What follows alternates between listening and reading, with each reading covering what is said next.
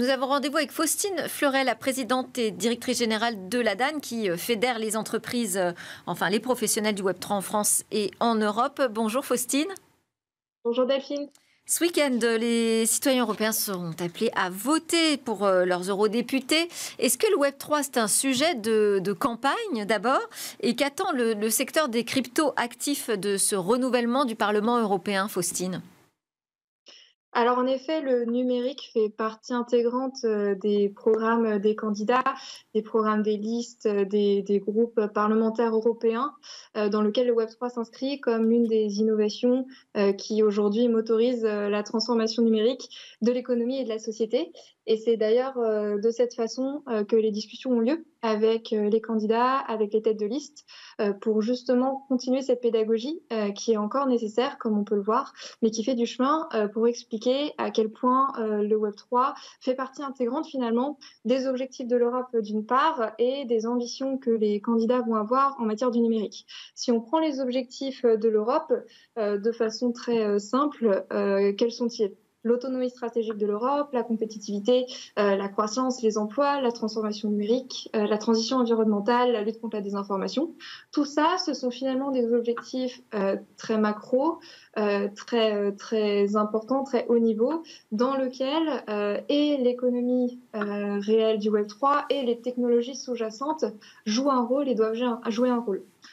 Et dans ce contexte, l'ADAN porte 22 recommandations auprès des candidats, des têtes de liste de ces partis, de ces groupes parlementaires, pour expliquer de quelle façon le Web3 pourrait participer à ces grands objectifs que l'Europe porte. Que ce soit, donc je parlais sur par exemple, la participation au Green Deal européen, les objectifs qui ont été affichés par l'Europe en matière de lutte contre le réchauffement climatique, que ce soit le plan de l'Europe pour la décennie numérique dans lequel le Web3 s'inscrit nécessairement, que ce soit toutes les problématiques qu'on peut avoir de lutte contre les fausses informations qui font du mal, que ce soit même dans la campagne actuelle, mais dans le développement des réseaux sociaux et des nouveaux outils numériques.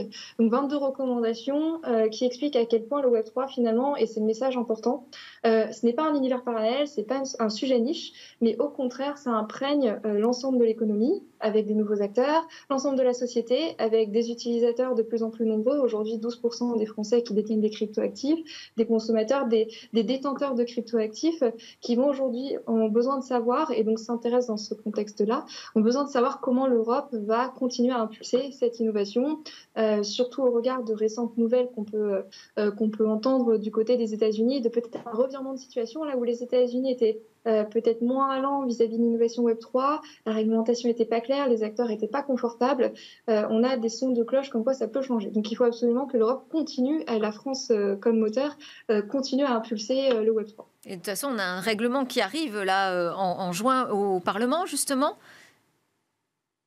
Alors, en juin, on a le règlement MiCA dont on a déjà pu parler, qui est en fait la réglementation européenne des marchés de cryptoactifs. Cette réglementation entre en application dans un premier temps au 30 juin, et ça va être une étape très importante, parce que ça veut dire qu'au 30 juin, donc dans quelques jours, les émetteurs de stablecoins, donc ces euros, ces dollars qui sont émis sur des blockchains, vont devoir se mettre en conformité avec la réglementation européenne.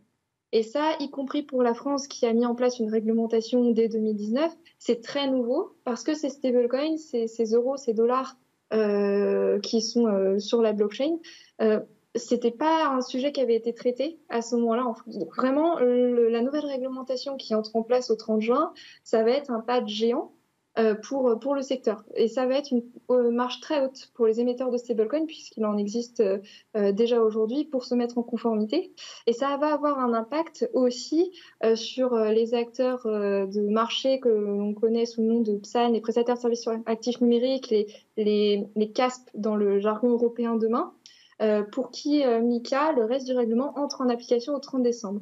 Et en fait, il faut déjà qu'ils s'y préparent, d'une part parce que cette réglementation des stablecoins les impacte indirectement, mais d'autre part, et l'AMF a fait une annonce positive en ce sens, il faut pouvoir commencer pour les acteurs à déposer des dossiers pour être autorisés en temps et en heure. Et donc, il y a une semaine, l'AMF a annoncé que dès le 30 juin aussi, donc ça va être une date importante, les PSAN vont pouvoir aller voir l'AMF et déposer leur dossier pour être autorisés au titre de la réglementation européenne. Merci.